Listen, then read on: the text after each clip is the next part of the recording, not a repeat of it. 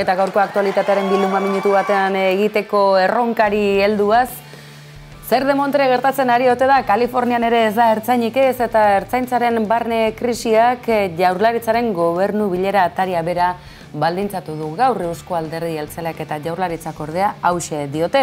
Badela kanpoko esku beltz bat, ertzaintzaren barne krisi hau auspotzen ari dena. Zein izango ote da? Hori jakingo ote dugu. Bien bitartean, turari dagokionean, bolondrez bila segitu beharroko ote du Jaurlaritzak, suhiltzaileek kudeatu beharko ote duten aurtengo super turrau, ikusteke zer gertatuko den. Bien bitartean, Erkorekak atzera egin du baina, eta Maialen Mazonen erailketa matxistan, gauzak ondo ez zirela egin aitortu du, lehen unean ertzaintzaren jokabidea goiti bera defendatu arren. Akats kate baten ondorio izan dela esan baitu sailburuak gaur bertan. Eta bien bitartean, gauzak honela, hauteskune ondorenarekin zer gertatuko da Gipuzkoan eta Gasteizen Elkarrekin Podemosek bat egingo du Eusko Alderdi Jeltzale eta PSrekin EH Bildu alde batera uzteko, Alderdi Popularra oraindik ere bazterrean geratuko ote da, ala zerbait gehiago jokatuko du pelikula guzti honetan, hori dena ikusteke. Baina, jakin badakigu, Nafarroan, txupinazoa osasunak jaurteko duela, jagobismoa garaile zer izango ote da urrengoa. Jago Barrasate lehendakari, hori ikusteke espero duguna da, edo nola ere. Guardia Zibilak, trafiko eskuduntza galdu eta gero, Noaingo aeroportuan alako babesa eman nahi izan zion osasunari Sevillatik bueltan, ez dezatela okurrentzia berbera izan, Udaletxe plazan, uztailaren 6an.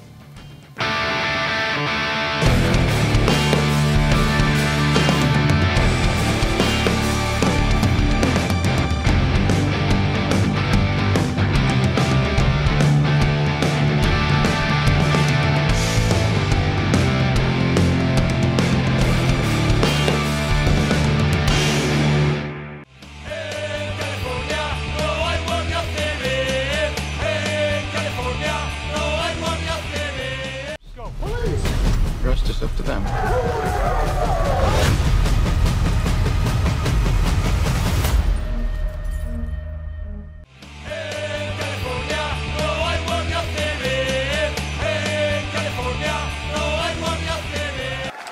Nola gustatzen zegoen, aktualitateari modu zinematografikoan heltzen naizue.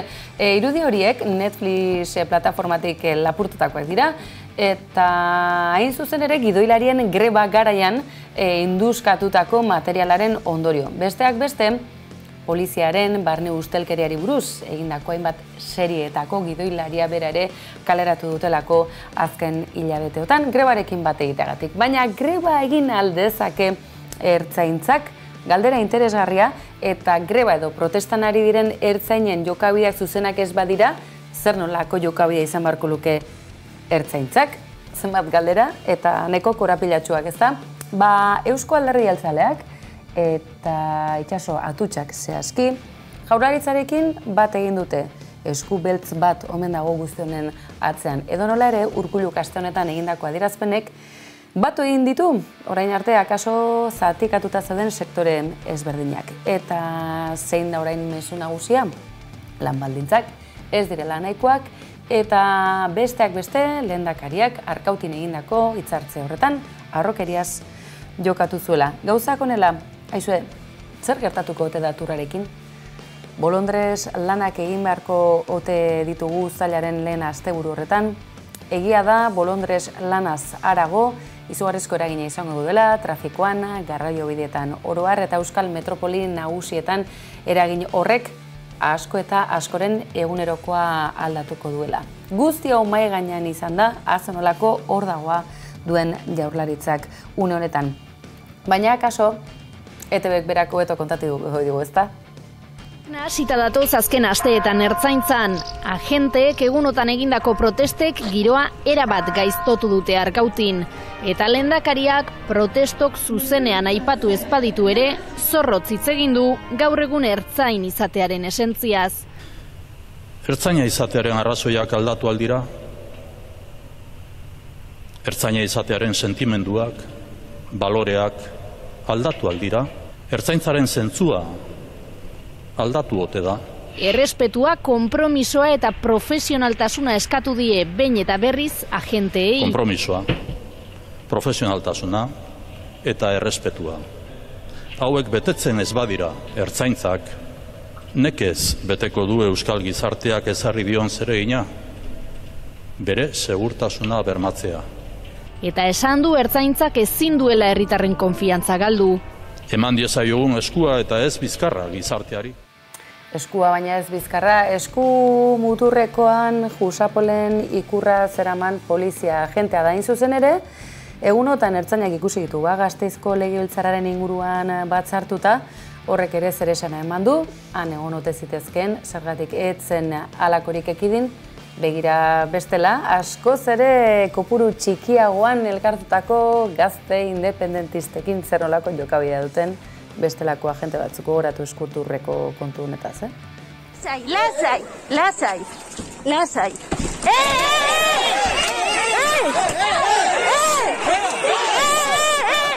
Eta hu egun argi zaizue, pentsa ilunetan eta lekukorik gabe zer gerta daiteken alako jendilajearekin. Edonola ere, baditugu bestelako aurrekari batzuk.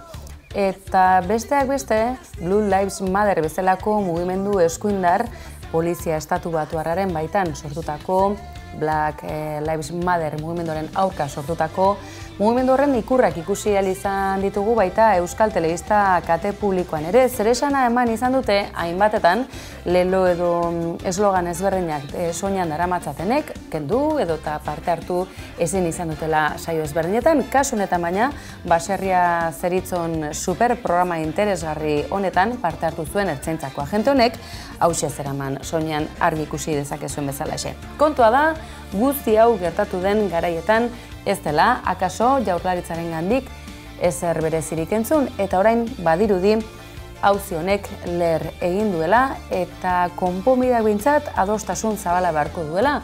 Ertzaintzaren barne sektoreak daude batetik, baina akaso ertzaintzaren eredua, polizia eredua, babestu edo berme demokratikoa eman beharko lioketen indar politiko ezberdinen arteko adostasuna.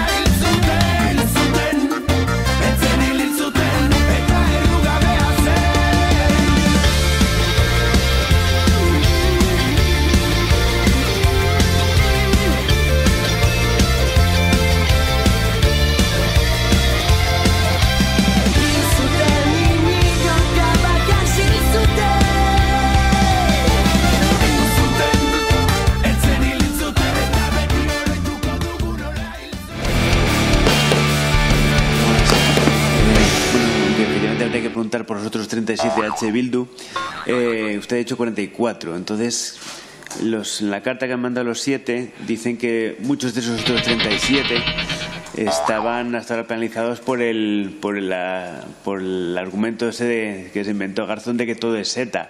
Entonces, como el PNV nunca compró la sinécdoque esa de que todo es ETA, quería preguntar si para usted los otros 37 tienen derecho a pertenecer a las listas o no. Gracias. Pregunta, por lo tanto no tengo más que decir. Baimena ematen badixaue, esateko. Eta kitxo! Kitxo! Hola, San Fermin! Eta San Ferminetako txupinari dagokionean badirudi Enrique Maia UPN-eko oraindik alkate denak zabala den hautagaitza bat aurkeztu nahi izan duela, ez dakiten bere alkatetzaren amaiera delako, eta badakizue halakoetan politikariek nahi izaten dutela, halako zapore hon bat utzi. Enrique Maiaren proposamenez antza, osasuna izango da, aurtengo txupina edo koetea jaurtitzearen ardura edo ohorea izango duena udaletxe plaza horretan. Badakizue, mundu zabalera jauzi egiten duen udaletxe plaza txiki hori ikaragarri bilakatzen dela, euskal ikurrez josia, askoren ezer osotasunerako, baina beste urte bat ez ere alaxe izatea espero da, geure hartan bertan izango gara, eta zuzenean emango dizuegu horren berri. Baina osasuna Jagoba, Arrasate, jagobismoaren ez dakit kontzeptu hori, Nafarroa eta Nafarroa zaratago batzeko erakutsi duen gaitasuna eta ekipoa nolabait hamaikako hori batuta mantentzeko izan duen gaitasun erakutsita. Ez ote litzateke lehendakaritzarako hautagai txarra izango, gutxinez lurralde guztiak batzeko hautagaitza bat mugaz gaindiko hori tira. Horiek ere izango dira batzuren ametsak, futbola gogoko izutenek akaso geizki ikusiko dutena, baina izue, mesedez eta favorez, ez dadila izan, Osasunako jokalariak balkoira gora igo eta noainen Sevillatik bueltan ikusi genuena errepikatua izan, mesedez izan ere badirudi, trafikoko eskuduntza galduta, polizia ezberdinek, oraindik ere euren presentzia nabarmena mantendu nahi izan dutelaz. Ez dakit, aurkitzen duzuen goli hurrengo bideo honetan. Rojilla llegaba al aeropuerto de Noain, donde decenas de aficionados les esperaban para transmitirles su agradecimiento por el esfuerzo realizado. Tira, halako umore biltzukitu hauek alde batera utzita, badatuzela Sanferminak, eta gaurko albiste bada, eraso sexista eta matxistarik egonez dadin, kanpaina abiatu dutela, eta aurten gainera gizonezkoak protagonista dituena, Aimar Oroz, Kutxi Romero kantaria eta Laso pilotaria, beraz, aizue, Osasunako jokalariak, musikari ezagunak, eta baita pilotariak ere, besteak beste, erasotzailetan fokoa jarriaz, gizonezkoetan fokoa jarriaz. Aurrera pausu garrantzitsua, aizue, sare sozialetan duzue ikusteko aukera kanpaina honen irudia. Bien bitartean, bestelako eraso larri bat duela 44 urte gertatu zena, eta kasu honetan ere, emakume gazte batek sufritu zuena. Gladys del Estalek, 20 gutxi urte zituen, Tuterara joan zen, Egia auzoko beste hainbat lagunekin batera, bizikleta martxa zen, mundu hobe bat nahi zuten, nuklearrik gabekoa, uraren banaketa eta zaintza duina izango zuena, eta han bertan hil zuten, eta baita odolustutzen utzi ere. Urte luzez, gertatutakoa ikertu bakarrik ez, berari ere egotzi zioten orduko agintariek, besteak beste polizia bati arma kentzen saiatu zela. Esanaz, lekukoek dokumentalan bertan, xe azaltzen duten bezalaxe, etzen halakorik izan, eta Egiako gazte informatikaria bertan hil zuten, erderaz aboka jarro esaten den bezalaxe. Gogoan izan dute 44 urte igaro dira, baina orduko aldarrikapenek eta Gladys del Estalek utzitako iruditeriak bere horretan segitzen duela garbi utzi dute.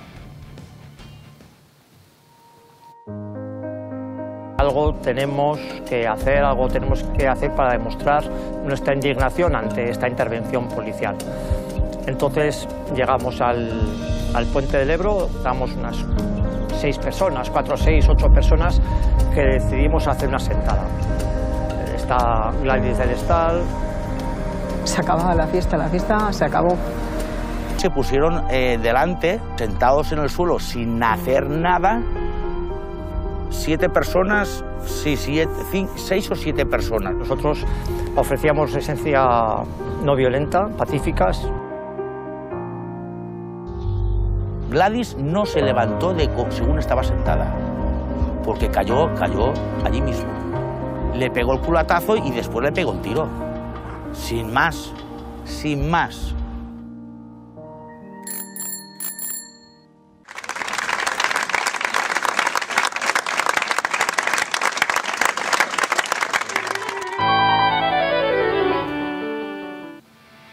Alaxe lore eskaintzare indiote, bertan zendu zen Gladys del Estal, eta esan da bezala beste urte batez, Donostiako Egia auzoko Gladysenea parke izen herrikoiaz ezaguna den horretan, oraindik ere Kristina Enea ofizialki segitzen duen horretan gogoratu dute 44 urte eta gero.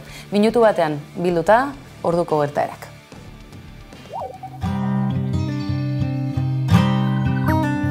Auzoko karriketan paperezko mila eguzki kalai begiratzen induten naiz eta triste egon.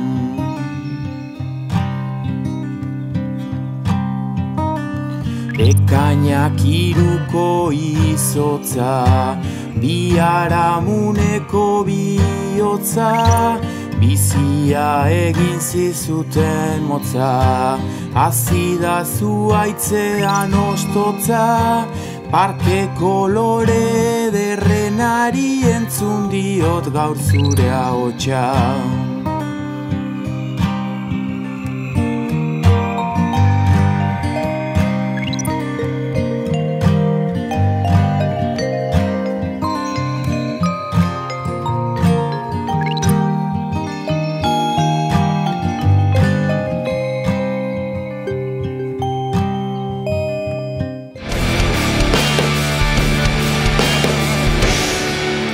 Aizu, badakizu, udagiroa gertu dugun honetan, batera eta bestera mugitzen direnak honezkero inguruan izango dituzue, guk ere horretarako gogorik badugu, baina momentuz eutsi egin beharko diogu, aktualitatea bate jarraitu beharko du eta, aizu, guazen basamortura, bardeetara, Anelin Dane, zer kontatzen diguzu, zer zabiltza Euskal Herriko basamortu alde horretan edo Euskal Herrian zabiltza edo non de Montre, edo eta Landaldu aldean, ez dakit, estatu batuetako, Mojave basamortuan, nun zabiltza? Haupa, kaixo!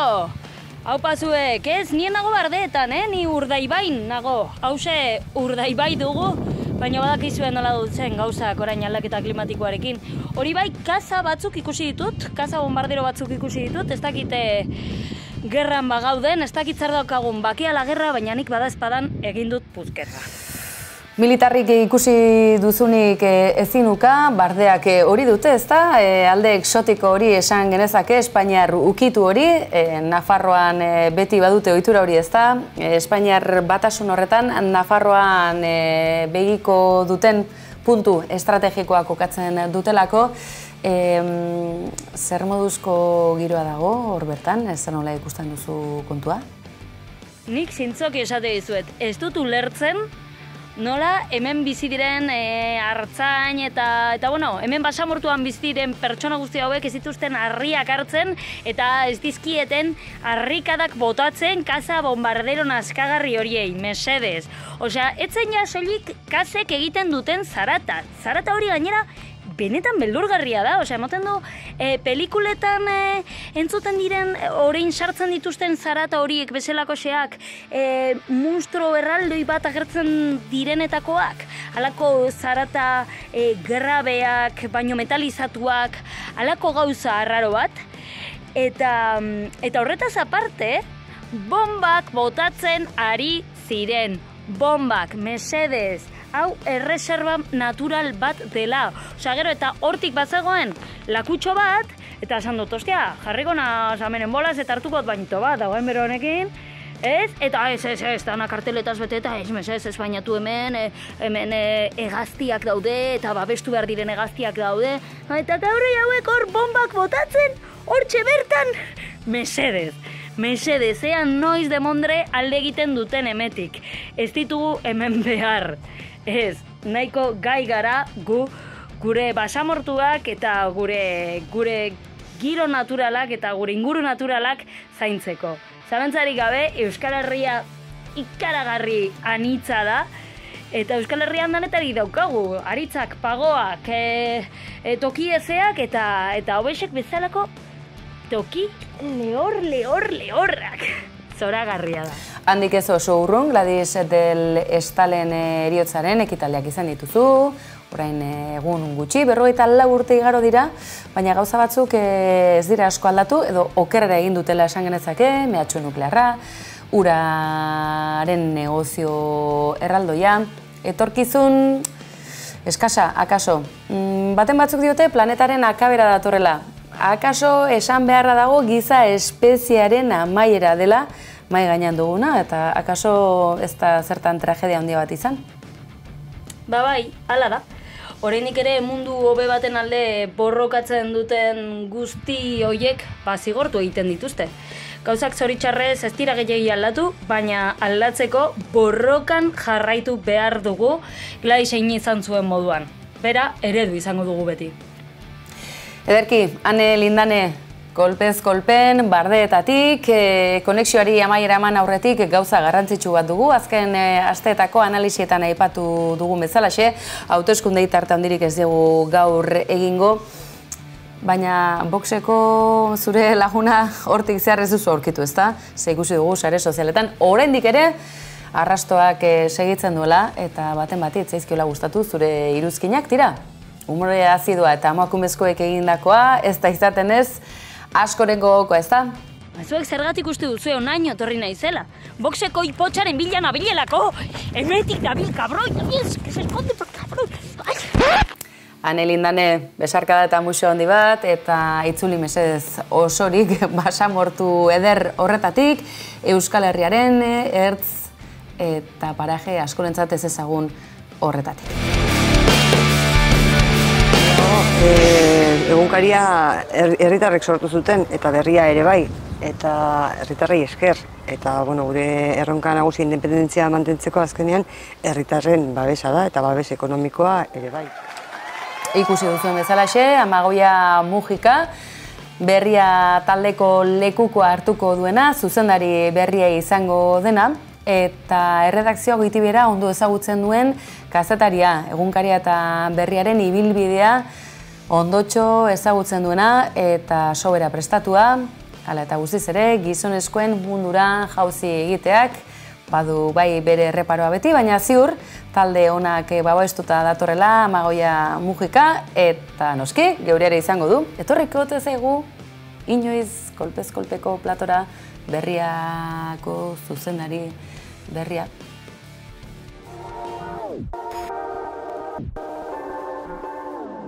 Eguneratzen jungea beti izan ditugu prozesu asko txontan, eta prozesu hori esker beti urrats bat egin dugu gora, ez? Eta orain iruditu zaigu 20 urte hauekin, importantea dela orain urrats handi bat egitea, une aldi konplexu batean bizi gaialako, eta aldi konplexua ulertzeko inoiz baino importanteagoa dalako kazetaritza egitea, ez edozein modutako kazetaritza, baizik eta jendearen gertu egongo den kazetaritza bat, Euskal Herria mundua ulertzeko tresnak emango dituen kazetaritza bat, eta horrez aparte begirada propioa izango duen kazetaritza bat, ez? Eta gaur egungo erronkei erantzuteko begirada propio hori nahi dugu baliatu, izan feminismoaren begirada, edo ingurumenaren begirada, edo gutxituen eta hitzik ez dakaten begirada, ez? Bizka bat hortik, baina batez ere, nahi duguna da kazetari fidagarria eta kalitatezkoa izatea, eta hori egiteko Euskarriak hobetuko ditugu, eta beste dinamika batzuk ere egingo ditugu, eta... Berren urtetan, ia ez dira aldatu egunkariak. Da pareta pintatzea bezala, pintura eta brotxa. Gero rodillo esmatu zuten, baina oinarrian gauza berbera da.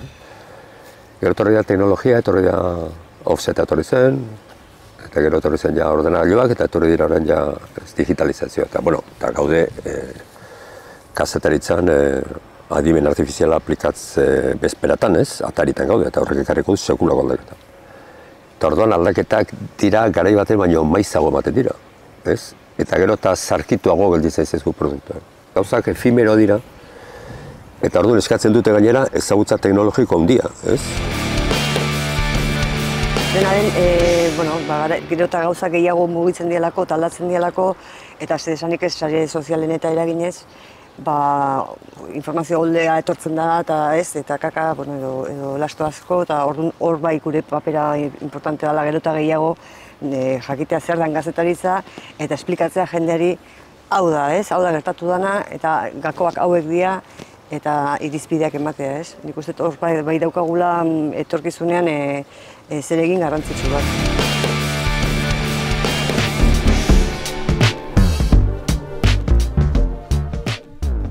Azteko, zera digitala erabat aldatuko dugu, eta Euskarri Digitala berria izango da, eta bai webgunean eta bai aplikazioetan, eta diferentzia handia nabarituko da, navegatzeko orduan ere bai. Diseinu aldaketa handi badator, eta paperean ere bai, eta biak integralak izango dira, marka bere ikusiko da digitalean eta paperean. Eta, pixkate aldaketa itxurazko aldaketa horren atzean dago, baina egiten ari gehan prozesu luze bat, eta prozesu luze hori egiten ari gehan, nola kazetariekin batera, nola landuko ditugun gaiak, zeri emango ditugun garrantzia, horrekin da prozesu oso bat, eta orain gero horrek egitura eta itxura aldaketa horrek dakar, funtzionamendu aldaketa bat, eta funtzionamendu aldaketa hori ere, egia jende guztiarekin lantzen, azkenean talde guztiak junbarrulako norabide berean, ezin delako bi iluminaturen gauza bat martxan jarri, atzetik taldea ez badaukazu ez. Xetasunetan gehiagiz hartu gabe, baina egunero eskainiko dugu zerbait propioa izango dana. Ideia saltzen, ze ideia eta ze porro, eta ez egan ez dira ideia saldu. Saldu, eufoniak, horixe bai importantea dela. Eufonia da azken batean, hizkuntza batean, zentzuten dan ondota, kakofonia zentzuten dan gaizki. Ideiak etiketak diranean, oso horreiz pasatzen naiz alde batetik bestean. Ideiak baldin batera, benetan geure barruan mamitutako zerbait. Orduan ez da horren erreiz pasatze bat bestean, erabat ezberdina da. Eta kantetan eta gauza guztia beten igualtxo. Zer esan nahiko ote du Peter Ansorenak eufonia eta kakofoniarekin? Zer gertatzen ote da sare sozialetan eta oro har gizartean? Ez ote dira mezu kaskartuak edo manipulatuak nagusitu eta utziko dugun eredentzia ez da ez inondik inora osasuntsua izango, edota galdera oraindik ere garrantzitsuagoa.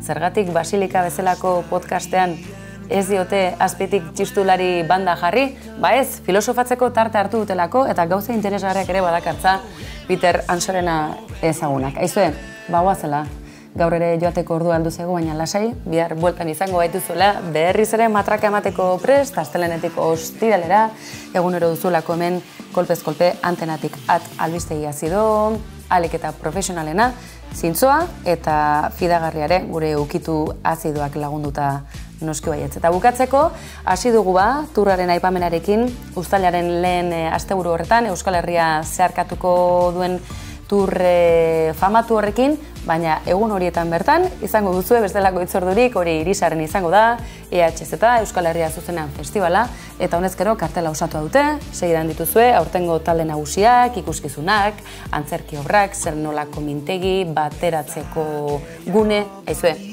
zerrenda luzea da, eta gonbiteare hortxe duzue, Amaika telebistak noski baietz horre parte hartzen duelako. Besterik ez, orain bai, bihar arte, eskerrik asko, aio. Zutan erretzeko bihotza kebilakatzeko harima zu eman zu beldurrik gabe Amaiertxea